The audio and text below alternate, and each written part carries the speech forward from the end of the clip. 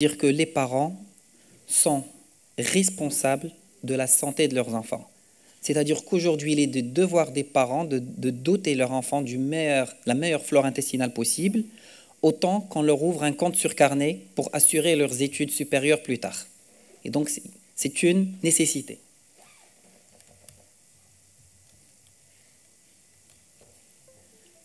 Voilà.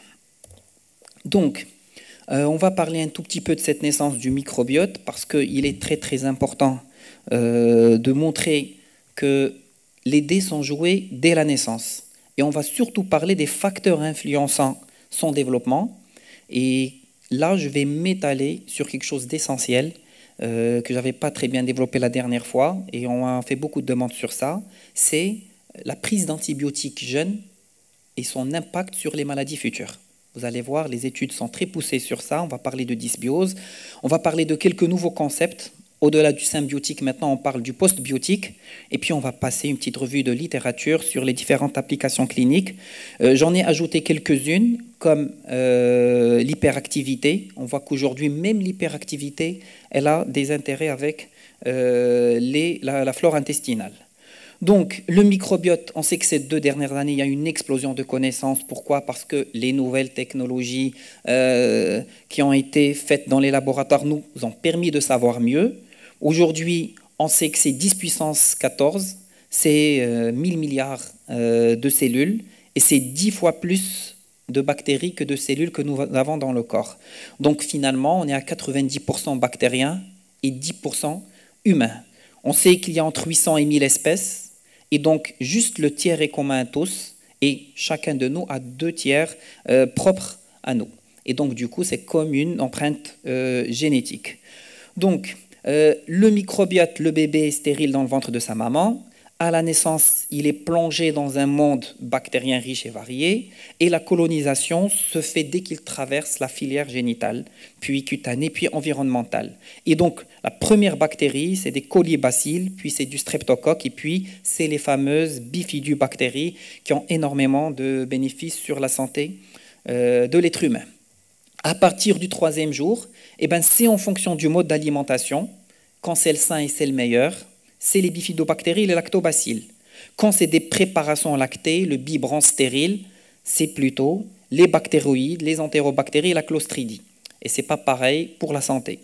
Et à la fin du 2e mois, déjà, 80% de la flore est en place. Et à la diversification alimentaire, on fait pratiquement plus de différence. La flore se stabilise. Et puis, à l'âge de 2 ans, le microbiote est proche de l'adulte. C'est pour ça que je vais focaliser sur cette durée-là. C'est vraiment là où il faut surveiller son enfant, lui donner toutes ses chances pour ne pas développer des maladies graves par la suite. Donc, quels sont les facteurs qui influencent ce développement-là? C'est un parcours semé d'embûches. D'abord, c'est le mode d'accouchement par césarienne. On empêche la colonisation physiologique. Aujourd'hui, on parle de nouvelles techniques, de mettre la compresse et d'imbiber la compresse des bactéries vaginales et de la mettre sur le visage du bébé. Puis après, il vient le type d'alimentation, allaitement maternel ou maternisé. Et puis on parle aujourd'hui et surtout de la prise d'antibiotiques de la maman à l'accouchement ou durant la petite enfance de l'enfant. Je m'étalais sur ça. Il y a eu plusieurs études récentes qui ont parlé de survenue de pathologies plus tard avec l'utilisation précoce des antibiotiques. Et on parle de Crohn, d'asthme, d'obésité, d'allergie alimentaire, de diabète et même de cancer. Donc je vous ai cité quelques études très très intéressantes. Une administration d'antibiotiques en prénatal chez la maman, un IMC plus élevé à l'âge de 2 ans. Ou bien une exposition aux antibiotiques avant l'âge de 6 ans, ou de plusieurs cures d'antibiotiques au cours de la petite enfance, donne une augmentation de la masse corporelle chez les enfants en bonne santé. C'est pour ça que dans cette étude, on doit parler d'une utilisation plus judicieuse d'antibiotiques et puis de réduire le spectre, c'est-à-dire donner des antibiothérapies ciblées chez ces enfants de jeune âge avec un spectre qui est réduit pour ne pas détériorer la flore intestinale. Il y a une autre étude, chaque étude, il y a une référence, je vous montrerai après les références, que quand on donne plus de 3 cycles d'antibiothérapie chez les enfants avant l'âge de 2 ans, il y a un risque accru d'obésité dans la petite enfance, et plus le nombre de cycles d'antibiotiques est élevé, plus le risque d'obésité il est important. Donc, au niveau des allergies alimentaires, une étude très claire, elle a démontré qu'il a été faite, c'est une analyse longitudinale, sur 30 060 enfants. Elle a montré que 3 cycles et plus d'antibiothérapie, qu'il y a une association claire entre l'allergie au lait de vache ou à d'autres aliments. Et que les associations sont plus fortes pour plus l'âge est jeune et plus le risque il est élevé. Et bien entendu, cette étude elle a montré une disparité de résultats en fonction des types d'antibiotiques. Dans les pathologies respiratoires, hein, ça n'a pas échappé. L'exposition aux antibiotiques pendant les premières semaines de vie, eh ben, c'est un facteur de risque de rhinite allergique et de maladies respiratoires sifflantes. Et l'exposition aux antibiotiques en général augmentait, donnait un risque accru de l'asthme entre l'âge de 3 et 6 ans, et qu'il ait absence ou présence de maladies respiratoires inférieures, c'est-à-dire quel que soit l'état du bébé. Et puis, les effets indésirables des antibiotiques étaient plus forts chez les enfants sans antécédents familiaux de l'asthme. C'est pour vous expliquer des antibiotiques précoces, même chez les familles, même chez les enfants qui ne sont pas de famille de risque d'avoir d'asthme, rendaient plus susceptibles de développer des asthmes plus tard chez les jeunes enfants. Donc, concernant les maladies inflammatoires chroniques de l'intestin, eh ben, chaque cycle d'antibiotiques augmente le risque d'avoir une MICI de 6%. Et en général, l'étude, dont je vais vous montrer après les références, elle parle entre 4 et 8%. Donc, chaque cycle d'antibiotiques, plus 4% de risque de développer une maladie inflammatoire chronique de l'intestin. Et l'utilisation d'antibiotiques a été fortement associée à la maladie de Crohn chez les enfants et non à la maladie de RCH. C'est plutôt la maladie de Crohn qui est incriminée, alors qu'au niveau thérapeutique, c'est le contraire. On sait que maintenant, des cures de probiotiques ne donnent pas de résultats sur la maladie de Crohn, mais c'est très bénéfique pour les gens qui ont une RCH, on va le voir par la suite. Et même le diabète, on a trouvé qu'une exposition de 3 à 5 cycles d'antibiotiques au jeune âge, et là on a parlé des pénicillines, des céphalosporines, des macrolides et des quinolones, ils sont associés à un risque accru de diabète type 2, mais ils n'ont aucun impact sur le diabète type 1, qui est plutôt génétique. Alors au niveau des cancers, les études sont très claires là-dessus. La pénicilline donne un risque plus élevé de cancer de l'œsophage, l'estomac et du pancréas. La pénicilline et les céphalosporines et les macrolides augmenteraient le cancer du poumon. La pénicilline augmenterait légèrement le cancer de prostate et les sulfamides, un risque modéré associé au cancer de sein. Donc, bien entendu, la liste, elle est très longue. J'ai parlé de 5 ou 6 études, mais il y a vraiment une liste de 30 études bibliographiques que j'ai trouvées qui corrèlent le traitement des antibiotiques des enfants avant l'âge de 2 ans à diverses pathologies qu'ils peuvent développer plus tard à l'âge adulte. Donc, à côté des MICI, de tout ça, eh ben, il y a d'autres pathologies, et notamment la dermatite atopique. On va voir que chez ces enfants-là, on a découvert moins de bifidobactéries dans leur microbiote et que chez les personnes âgées, par exemple, plus les bifidobactéries baissent, plus il y a une baisse de l'immunité et il y a une moindre résistance aux infections. Donc, ce microbiote, quand il est en péril, quand on parle de dysbiose, eh ben, il y a plusieurs facteurs qui sont incriminés. Le stress, le chef de file, une alimentation déséquilibrée et pauvre en prébiotiques, une prise d'antibiotiques, on vient de le voir en haut et en large, les anti-inflammatoires, et Dieu sait qu'aujourd'hui, avec l'automédication, les dames qui prennent les petits suppositoires parce qu'ils ont mal aux articulations et qui sont en train de détruire leur flore au passage, on l'a vu, le mode d'accouchement, la période périnatale, et puis il y a même certains chercheurs qui incriminent certains vaccins. Donc, quand le microbiote est en péril, c'est la dysbiose, c'est une prolifération de mauvaises bactéries qui vont libérer en fin de vie des lipopolysaccharides. Il y a une hyperperméabilité. Ces lipopolysaccharides vont traverser la barrière intestinale et ils vont créer une inflammation au continu. Et donc, ce processus inflammatoire va devenir chronique. Il y aura une hyperperméabilité qui va permettre des choses qui ne devraient pas passer de l'autre côté de la barrière et puis créer les diverses pathologies dont on a discuté. Et quand la dysbiose s'installe, c'est plusieurs pathologies qu'on voit chez l'adulte. À leur tête, c'est la colopathie fonctionnelle, c'est le côlon irritable, les gastro-entérites, surtout post-antibiothérapie, les allergies des jeunes enfants, la maladie de Crohn, et puis cette maladie du siècle qui est la fibromyalgie ou cette fatigue chronique. Et aujourd'hui, on parle même d'obésité type 2, de diabète type 2 et d'obésité. Alors, les notions, on va y passer rapidement, c'est le Bourri, on en a parlé. Prébiotiques et probiotiques, c'est quoi? C'est des micronutriments capables de moduler le microbiote de manière bénéfique.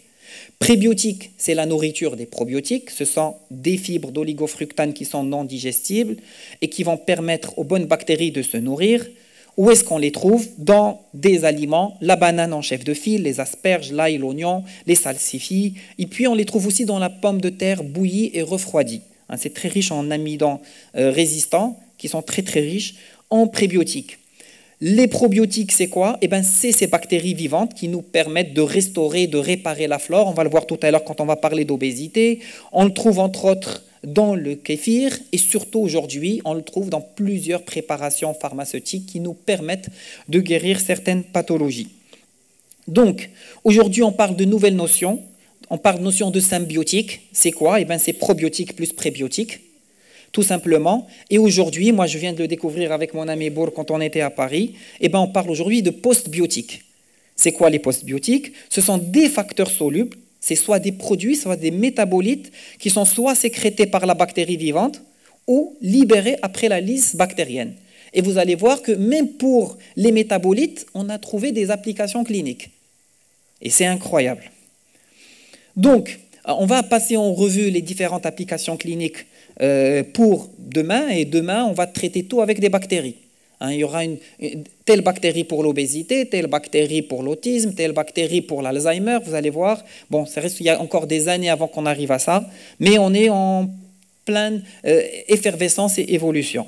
Donc, en ce qui concerne le cancer de côlon, il y a une étude qui s'appelle SICON, et qui a montré que l'effet d'oligofructose, c'est-à-dire des prébiotiques plus 2 souches de probiotiques sur des patients à risque élevé de développer des cancers de côlon, qu'il y a eu une baisse significative des biomarqueurs pour le cancer colorectal.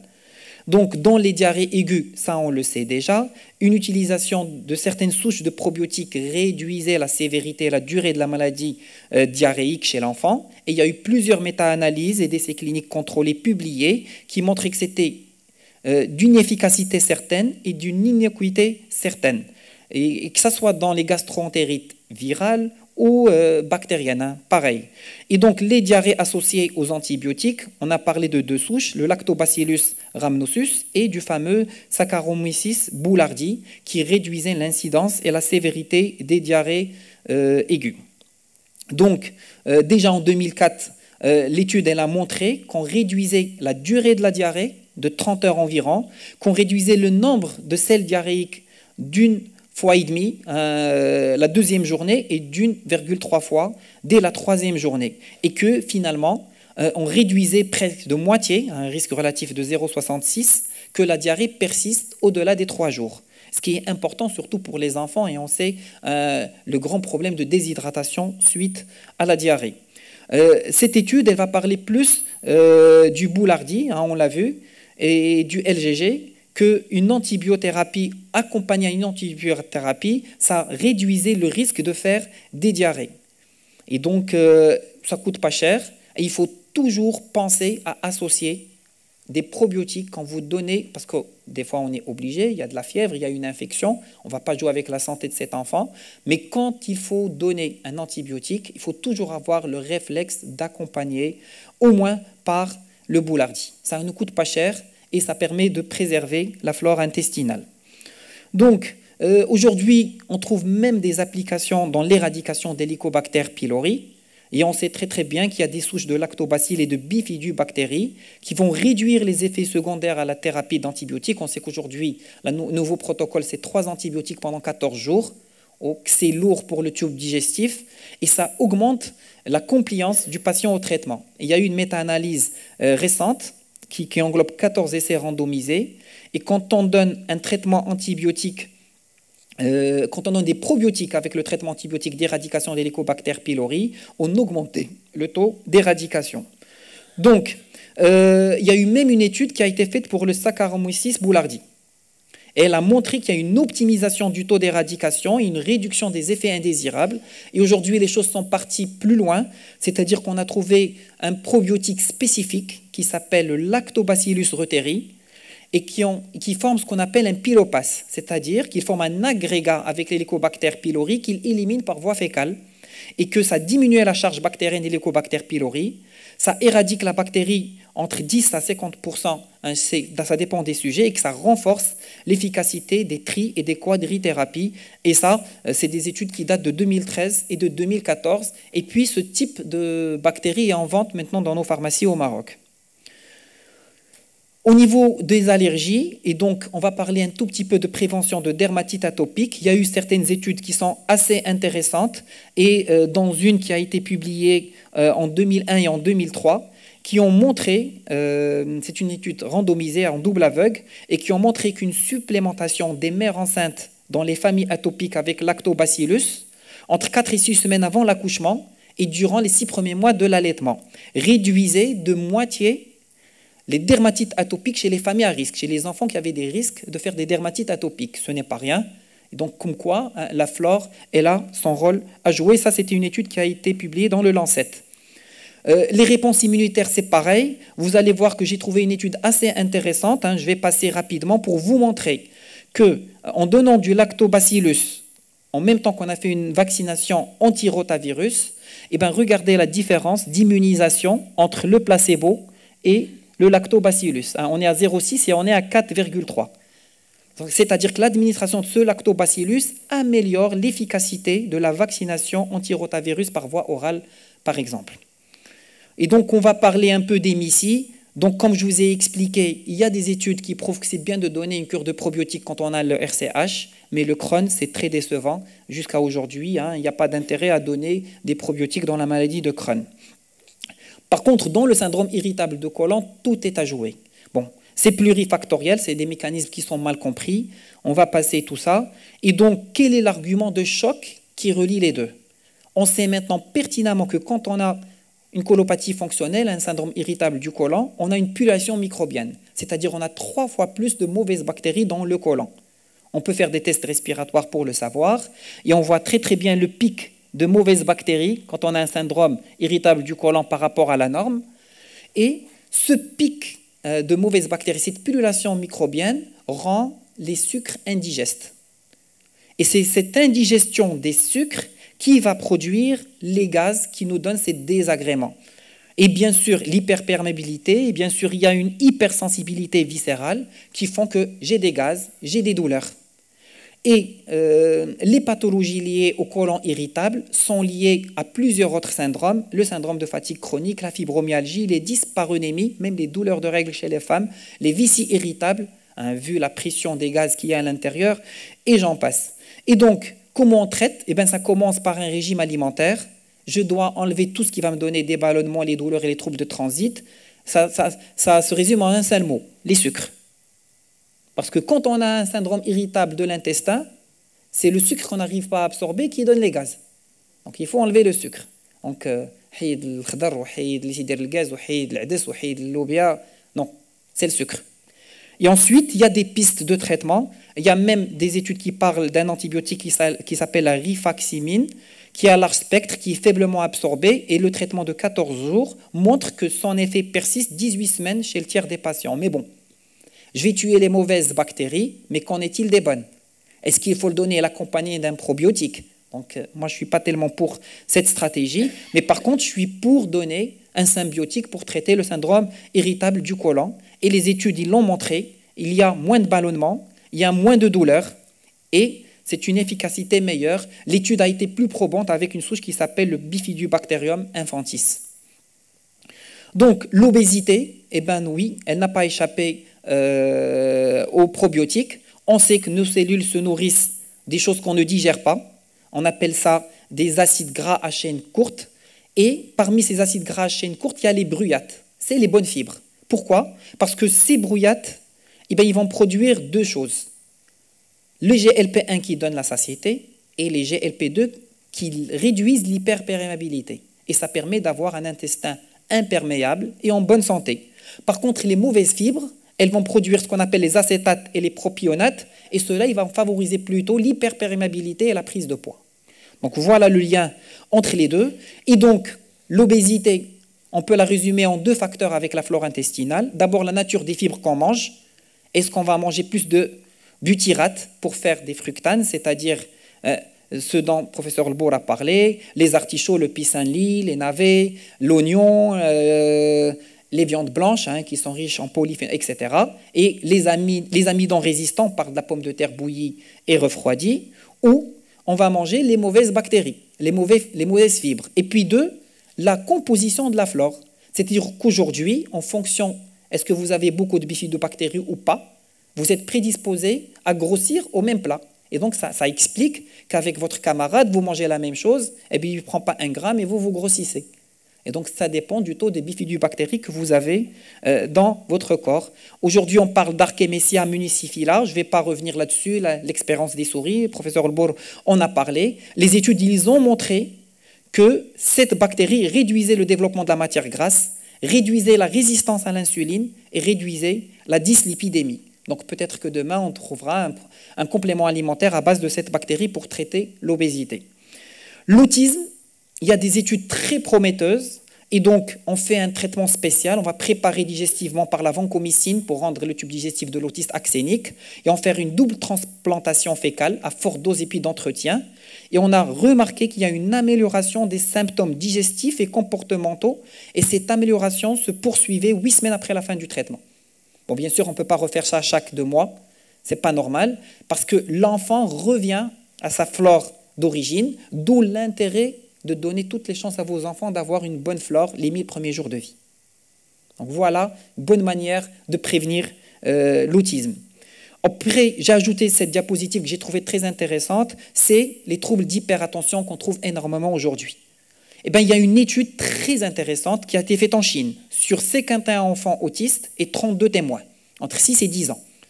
Et donc, ils ont essayé de tout faire pour avoir les enfants similaires qui n'ont pas de problèmes psychiatriques, etc. Et tout.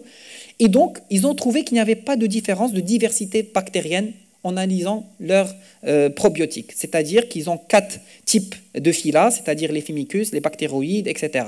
Mais ils ont trouvé une différence dans le genre chez les enfants qui sont hyperactifs. Il y a 3 types de genres qui sont différents, qu'on trouve moins chez les autistes, qui sont le Faecalibacterium, le Lachnoclostridium et les Dialystères. Et après, on a vu quelque chose de très intéressant, que l'abondance des Faecalibacterium est corrélée négativement à la sévérité de l'hyperactivité et à l'index d'hyperactivité.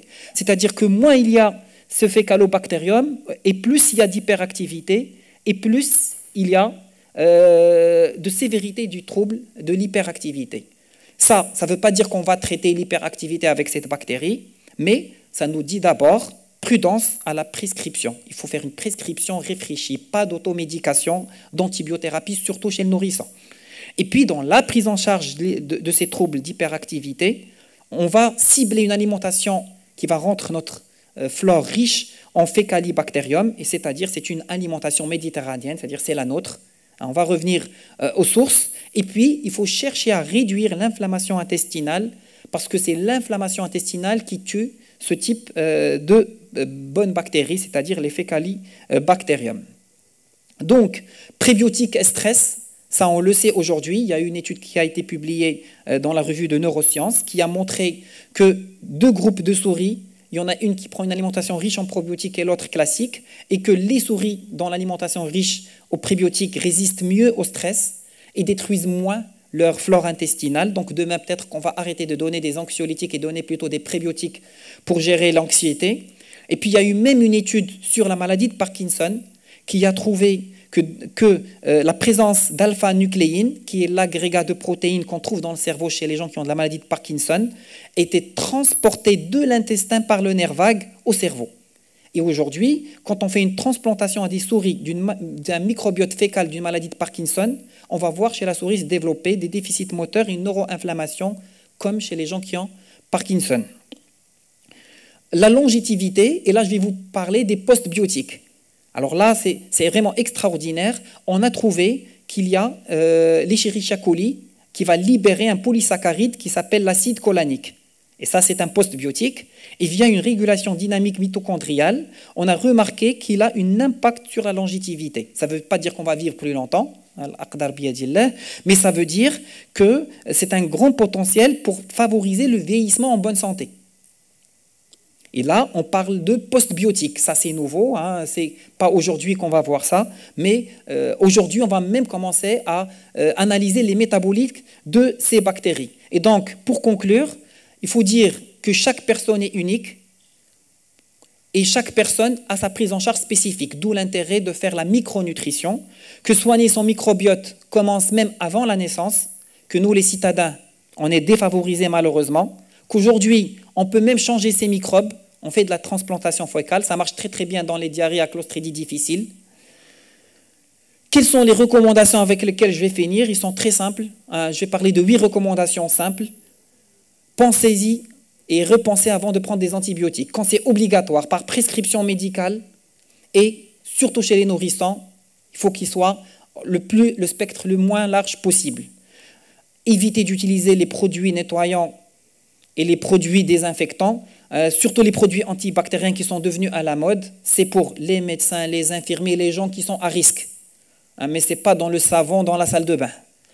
Et puis, laissez vos enfants jouer dehors, laissez-les être en contact avec la nature. C'est comme ça qu'ils vont développer une bonne flore. Donc, le professeur Bourri a parlé tout à l'heure de saleté propre. Je redis le même mot. Mangez beaucoup de prébiotiques. On en a parlé, les légumineuses, les oignons, les poireaux, les céréales complètes, la banane, la pomme de terre bouillie et refroidie. Les probiotiques, moi je vais le dire, on ne fait plus assez.